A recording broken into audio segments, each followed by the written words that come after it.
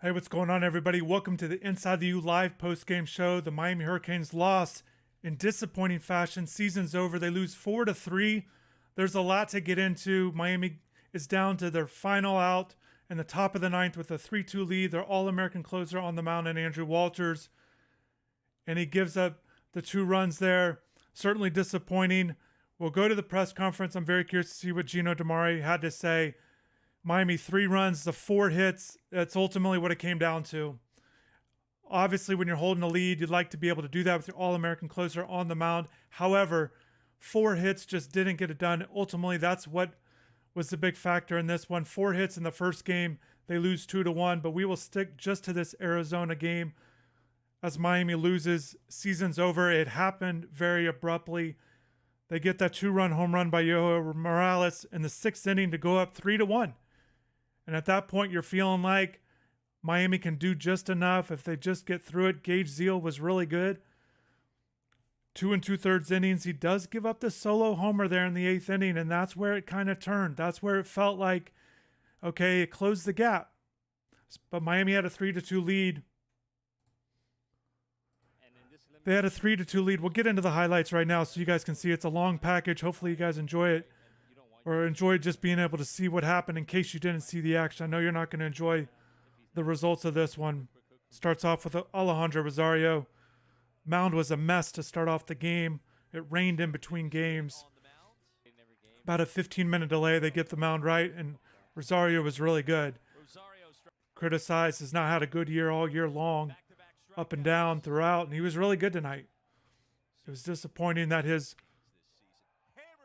that they just couldn't get the effort out of that, and there were so many things that you just felt like if they could have just held on and get through today, deal with tomorrow. But ultimately, just not enough hits here. But there's big spots all across the game.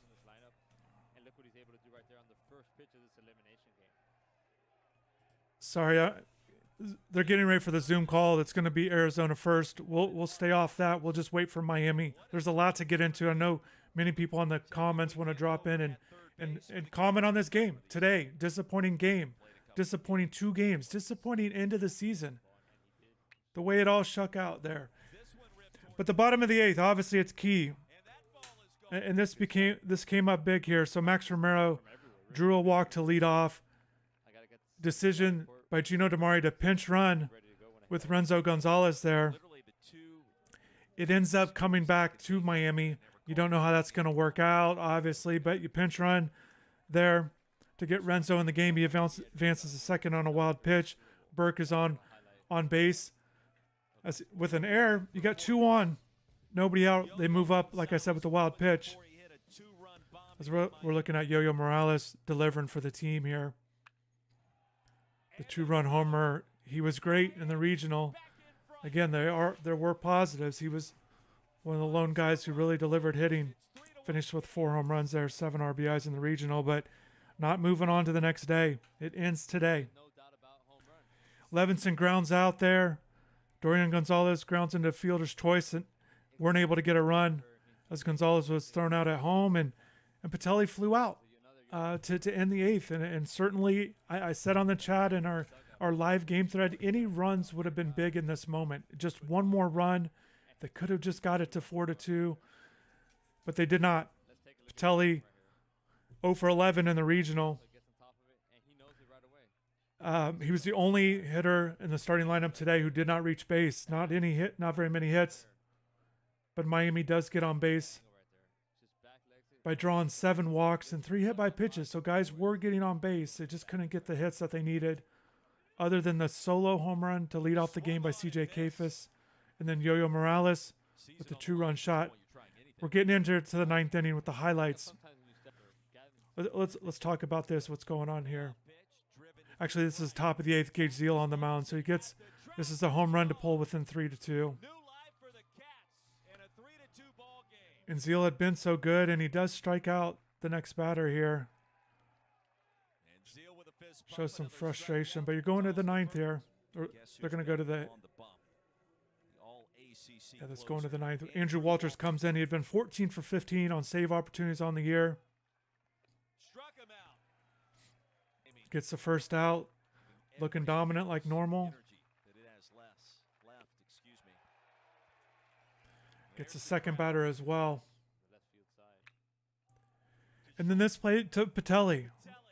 A tough play on the broadcast. John Jay had mentioned in the broadcast they thought maybe he had some more time there, but goes over the head. Speaking of over the head, Walters goes over the head there, and runner goes down to second with 2 outs. But it's a 1-2 count here. Susak, the best hitter for Arizona. Hit by a pitch. Now he got runners on first and second. 2 outs. Pitching coach J.D. Ardiaga to the mound.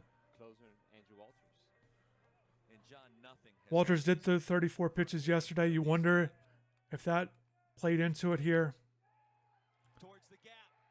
And this is it there. That's the double. It's a 2-run double by Otremba to put Arizona up 4-3.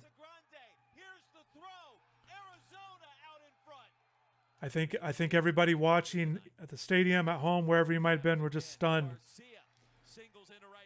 But pinch hitter Ariel Garcia, freshman, gets a pinch hit.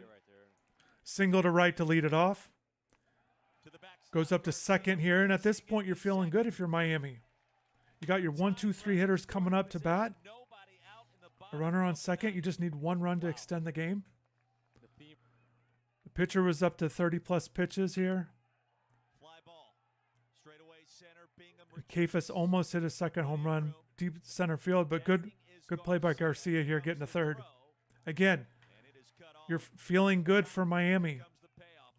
Runner on third. And this is where it's interesting. So pinch hitter Gabby Gutierrez strikes out.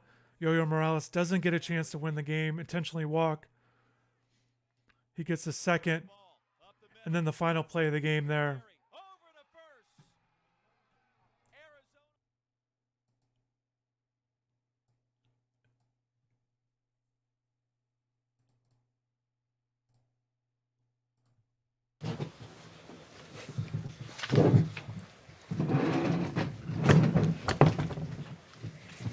Alrighty, everyone. We're joined on the dais by University of Miami head coach Gino DiMare, infielder Yo-Yo Morales, and pitcher Alejandro Rosario. We'll start with an opening statement from Coach DiMare, and then we'll go into questions. If you've got a question on Zoom, just use the hand raise function. Coach? Well, disappointing.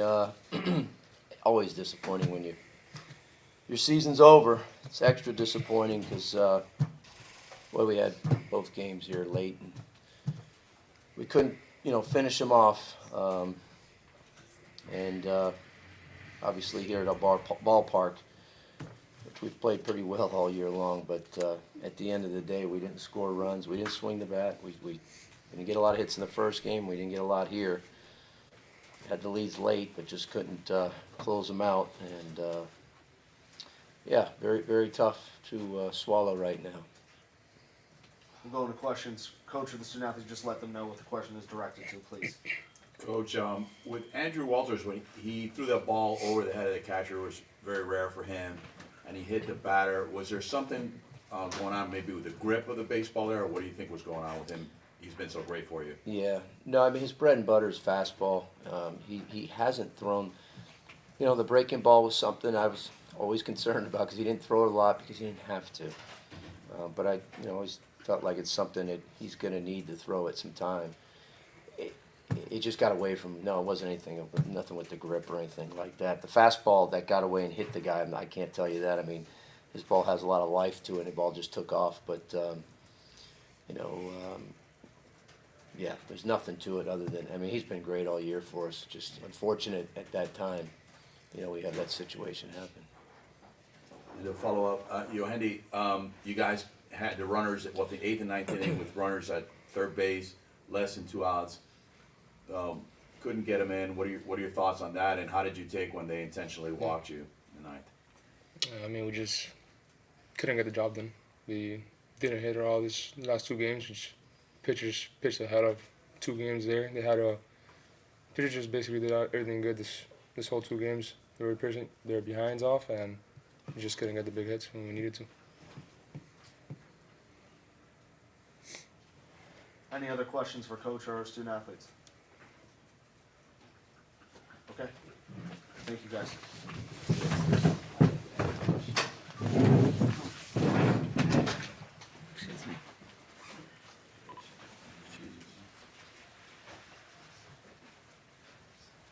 Thought somebody else was gonna jump in.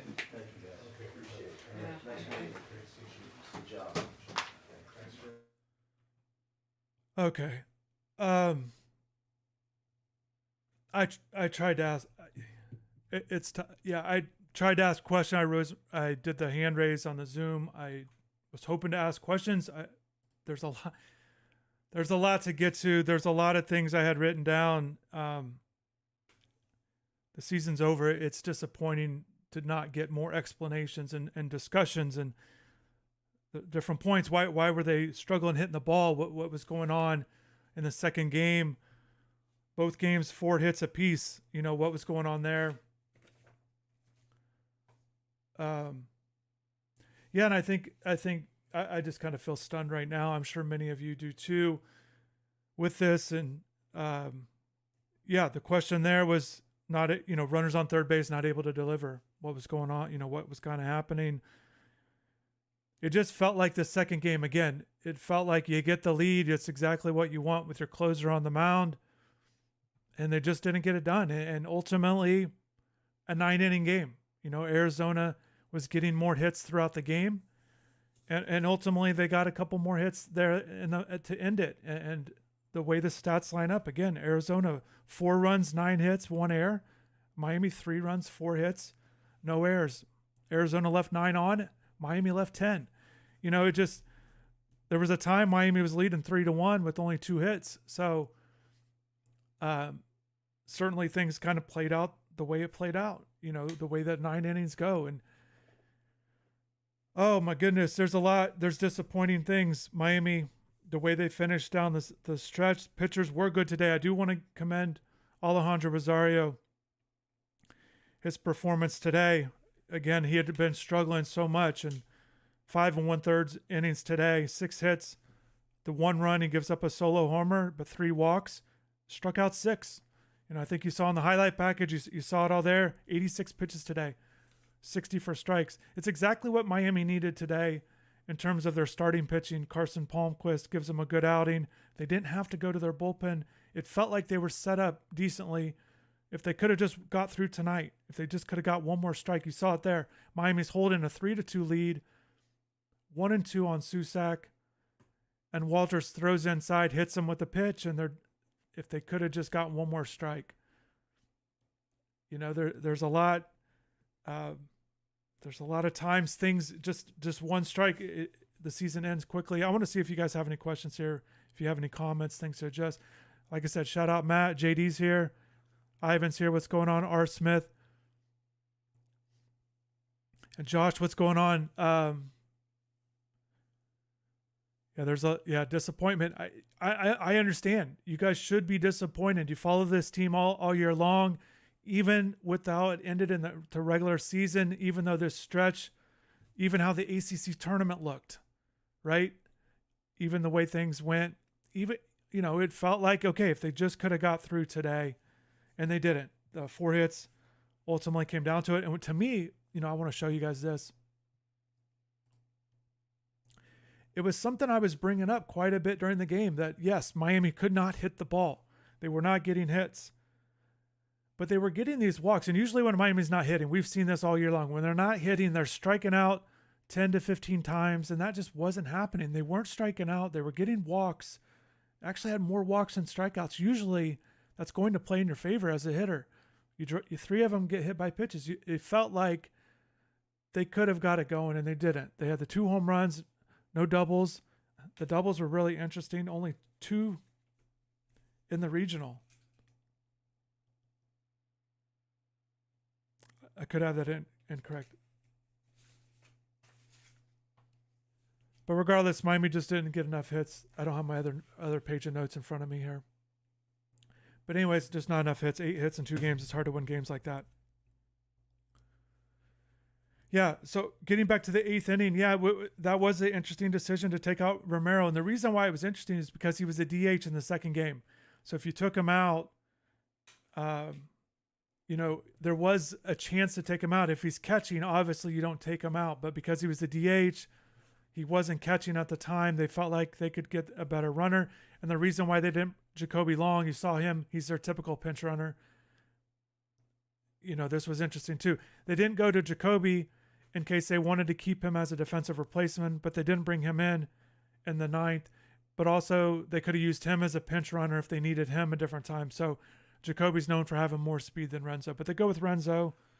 And I'm not sure on the play at home, he's at third, ground ball hit to first. I felt like he slid in head first. I felt like it was a good play by the first baseman.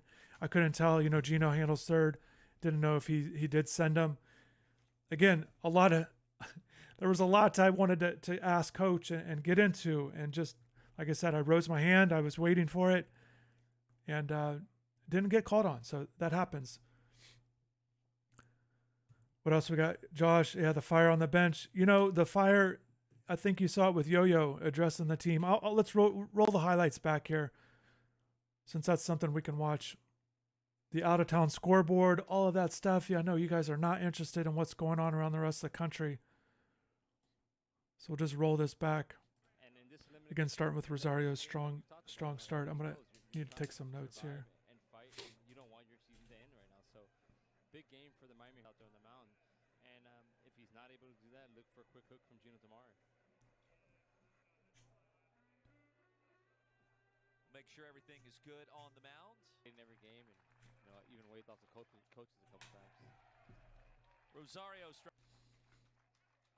Again, with the outing that Rosario had, and the two guys that we saw at the podium. Rosario, the really good outing, the really good performance by Morales. It's just disappointing. Those efforts were not enough. Just not enough hits the rest of the way. And we talked about last podcast how CJ has been aggressive on first pitches, but he's also walked way more than he's struck out. Just looking at it here, you're going through your 4 through 8 hitters. He's the guy that goes out and grinds. He sets up the big boys in this lineup, and look what he's able to do right there on the first pitch of this. 4 through 8 hitters combined 0 for 14. There are some walks in there. 51 RBIs. And what a statement for the But you got to be able to hit the ball. And that's ultimately what it came down to. I know the pitching. Certainly Walters faltered. And this could be his last game as a Hurricane. He's projected to be a high pick. Only his second year at Miami, but he was out of junior college, so he's a draft eligible guy. I was thinking earlier today, I was thinking it when it happened. I didn't say anything, but watching Carson Palmquist walk off the mound with 10 strikeouts. And I was thinking this could be his last game as a Hurricane. Obviously, at that point, they didn't lose the game, so it would have been, a bit premature, but he's draft eligible. And he's not going to get a chance to have another start. Here's that scene with Morales. This is before he bats there. That's in between the 6th inning. And then he has that talk, and then he delivers with his home run.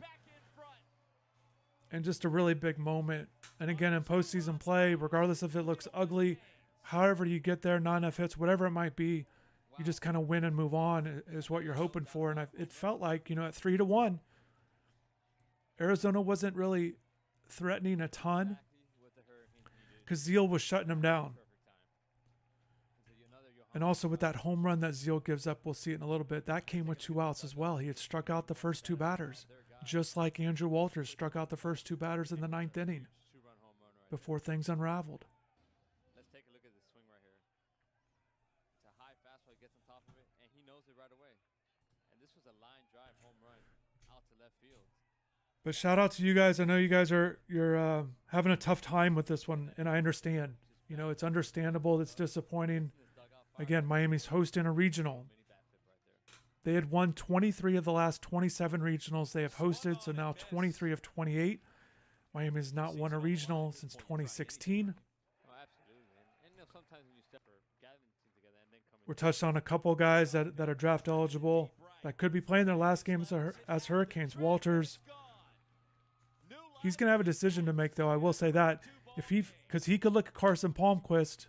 I don't want to do too much. There's going to be plenty of time to talk about the offseason and how this program moves forward with this disappointing end of their season. Walters could look at at Palmquist and want to be a starter as well. So maybe he comes back another year and feels like he could be a starting pitcher.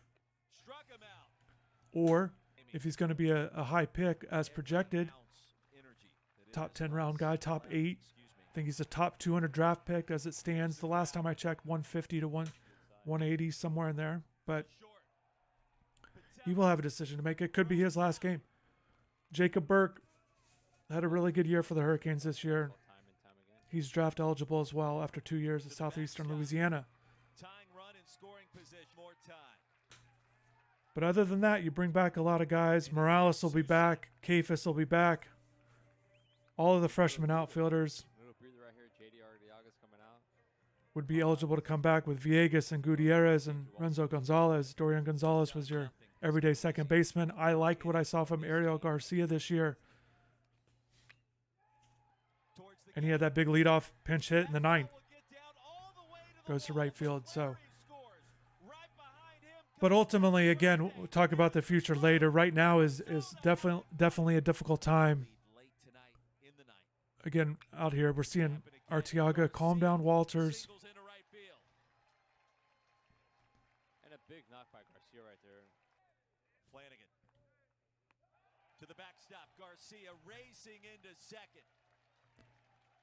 Tying run and But scoring yeah, position. again, Nobody out in the 2 bottom outs. of the ninth. Wow. It came down to the 8th and 9th inning. Miami had 2 outs in each of those innings, and they give up runs. Miami has less than 2 outs, runner on third base, and can't score a run. Plenty of room. And if you really want to chop up the game, that's where it was won and lost, the 8th and 9th inning. Arizona scores 3 runs, outscores Miami 3-0 in those 2 innings. Both teams had opportunities. Swung on and missed. Arizona made the most of theirs with 2 outs. Miami less than 2 outs with 0 outs. Now with the And they just couldn't get it done. ground ball up the middle. McClary. And it was everybody. Everybody got to bat in those innings. It wasn't just one part of the order.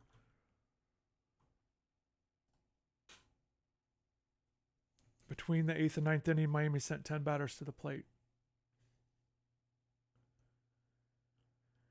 This one will definitely sting. A lot to think about with Gino DiMare. He's going to have a tough offseason thinking about this one. It was an improvement. I know it doesn't feel like it, but it was an improvement from last year. They did get the number 6 national seed. They're 1 win away from winning the ACC regular season title. But it's this. This is what you play for the regular season to be ready for the postseason. And Miami goes 1-2, despite pretty strong pitching throughout the last 2 games, or even after you give up 4 runs against Canisius in the first 2 innings, you only allow 2 runs after that.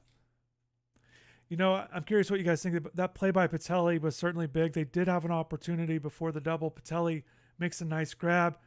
You'd like for him to be able to get to his feet, but, throwing high there. And, Patelli was a guy that's known as a defensive guy. And, it's not an error on the play. It's a base hit, and rightfully so. But it's a play you're hoping he can be able to make that would have won the game right there. And like I said, it just a tough day at the plate. He really struggled down the stretch of the season. But a tough regional for him, like I said, going 0 for 11 at the plate in the 3 games.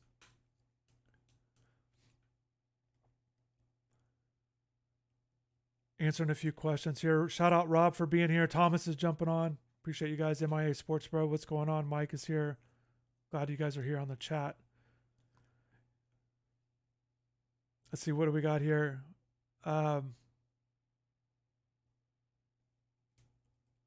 Josh, hitting coach Norberto Lopez, he's been here for a few years. Gino's very active in that as well. John, I think that your question sums it up.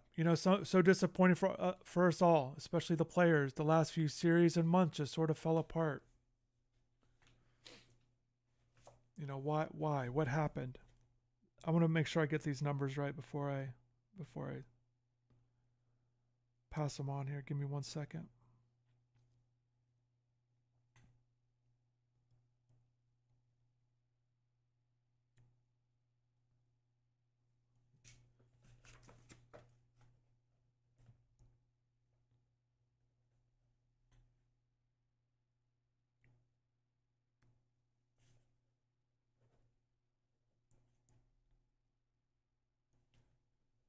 Miami lost 8 of their last 11 games to end the season, including going 1-4 in the postseason. ACC tournament 0-2, NCAA tournament 1-2. Like I said, 3-8 in their last 11 games to end the season.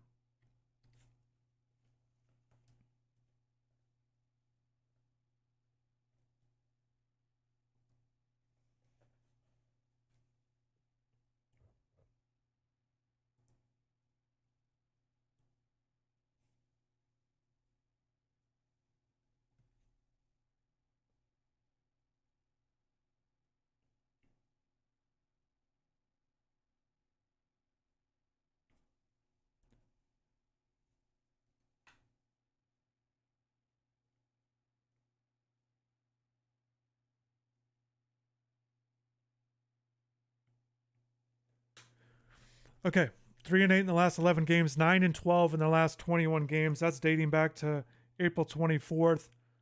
So last 6 weeks of the season or so. Why did it fall apart? Answering John's question, let's discuss it. Reason why it fell apart. There were some things earlier in the year where, again, I mentioned this quite a bit, but it felt like based on the Pythagorean numbers, based on expected win results, based on run differential in the ACC, Miami was outperforming where they should be with their record. So, and I think that's what I noticed midway through the season. Even during their 14-game winning streak, there were some things going on in that where, you know, some of the stats I was looking up, not just with the win-losses and run differential, but also where they were in certain categories, offensively and pitching. And Miami, even though they were doing well at times with their record, they were still kind of middle of the pack in the ACC. Either in batting average, runs per game. I always pay attention to runs per game per conference game. Again, middle of the pack. They've finished 7th or 8th, somewhere in there. But they were just kind of in these numbers. Their ERA, again, I don't have it in front of me, but it did rise. It kind of went up and down there, but they were closer to maybe 5th, 6th. But the point is, they weren't elite in all these categories, but they were winning games. And I think ultimately what came down to it was the numbers just kind of worked itself out. And this was a team that, you know, if we were to say, where would we have thought this team was at the beginning of the year? I did not expect them to be a number 6 national seed. I thought they were a 15 to 25 team at best. I didn't, you know, all the freshmen, you lost a lot of guys from the year before. Last year, believe it or not, was even more disappointing than this season, the way that this season ended. Again, there's still a lot of positives in this, and that they played better than the year before. They earned the 6th national seed. And they were top 10 most of the year. Again, they had a chance to win the ACC title. That stuff should not be erased or forgotten, because that's what you want to do. You want to have a chance to have a good team, have a chance to host a regional, have a chance to host a super regional if you can get there. And again, if you host a regional, it doesn't guarantee you'll move on. Last year, 11 of the 16 teams that hosted moved on to win the regional. So that means 5 teams out there were able to get it done. And I haven't checked yet. Some games are obviously still finishing up. But it's not 15 to 16 or 4, you know, it's nothing like that. Those kind of numbers. I'm not expecting that this week. So it's not a guarantee, but, you know, so Miami was in a position. They had a number of guys where they felt pretty good about. I'm going to look up. I want to tell you guys these numbers too. Obviously, I haven't had a chance to total the numbers from today's game, but OPS-wise, individually speaking, 7 of Miami's 9 regular starters had an OPS over 800. And of those 7 guys, 4 of them were over 950. So you will take that. The 4 individuals, CJ Kafis, Yo-Yo Morales, Jacob Burke, and Zach Levinson. So those guys were all over 950 individually. There were a couple guys that weren't hitting as well. And then there were some guys too on the bench that they were kind of sprinkling in, doing good at times. I thought we saw some flashes from Henry Wallen even this year. I liked what I saw from Ariel Garcia. He's going to finish he finishes his season with an OPS over 900. I really felt like he should have gotten even more at bats. There's a lot I like about him. It just didn't happen with him being a full-time guy. You know, if we want to review the season, Lorenzo Carrier is a freshman. They're really excited. His OPS was over 940, and he missed most of the season. Only played 15 games with a shoulder injury, but they're very excited about him. He's a middle of the bat guy. There's reasons to be positive moving forward. Yes, Miami will lose some guys, but most of their lineup is coming back. Scheduled to come back. Romero is draft eligible. He, based on some of the things I've seen. Here, I'll pull it up since we're talking about it. Mike, what's going on? I'll pull it up for you here.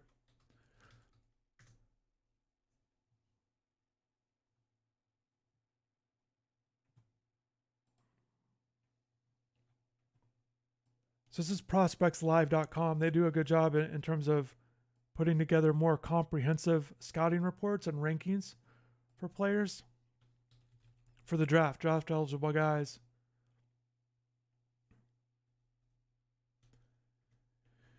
MLB.com has our top 200 list. I use theirs, but I also go to prospectslive.com.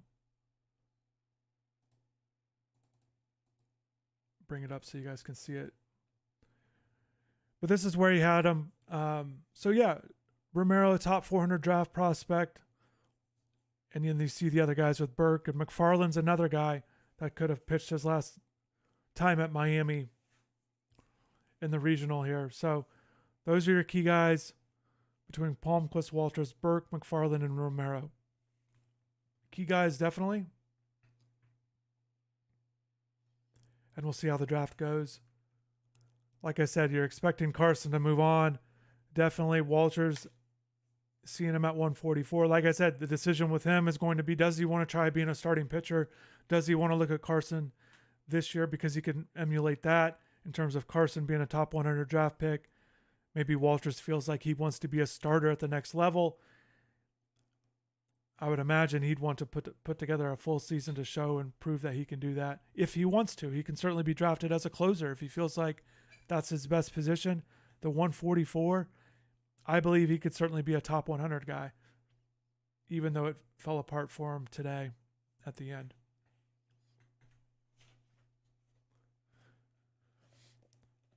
But Mike, to answer your question, Romero can come back. All these guys still do have eligibility. All the guys listed here, Palmquist, Walters, Burke, McFarland, and Romero can all come back. They all do have eligibility remaining. You just don't see it very often, regardless of where they're drafted. Even if it's a late round draft pick, guys typically go.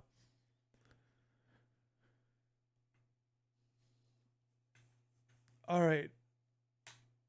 I think we're going to wrap this up soon. If there's some more questions or comments, it's been a long day for everybody, for you guys. I didn't even realize what time it is here. But let's go ahead and wrap this up.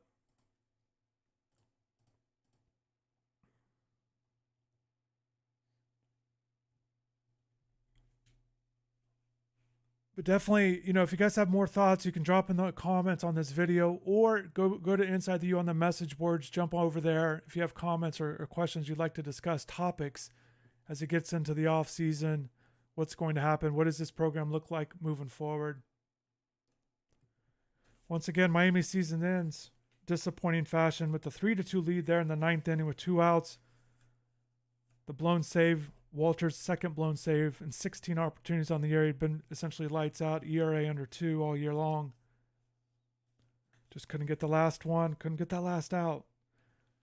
Then Miami, runner on third base, Renzo Gonzalez, grounds out to shortstop to end it. So Miami, 3 runs, 4 hits, no errors, 10 left on.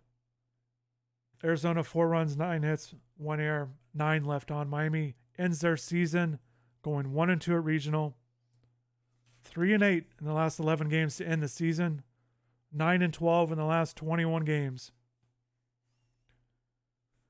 Hurricanes finished 40-20 on the year. As far as Mike, we will definitely get to that moving forward, but the big thing is watch what these guys do in the summer and how they progress moving forward, where these guys end up, who's coming back, and how much better they get. We did see improvement from the guys that came back. CJ Kefas was better this year than a year ago. Morales was much better this year, and with this way he finished in the regional, you got to figure he's ready to take off even more than what he did this year, as he finishes the year with 18 home runs, 17 doubles, 3 triples, 59 RBIs, OPS over 1,000. So we will see how Morales goes. And as you saw, he has a chance to carry a team, and you've got to be excited about that moving forward. John, what's going on? I want to thank everybody just real quick on jumping on the post-game show. All season long, you guys have showed your support, not just of the program, but for me for doing this.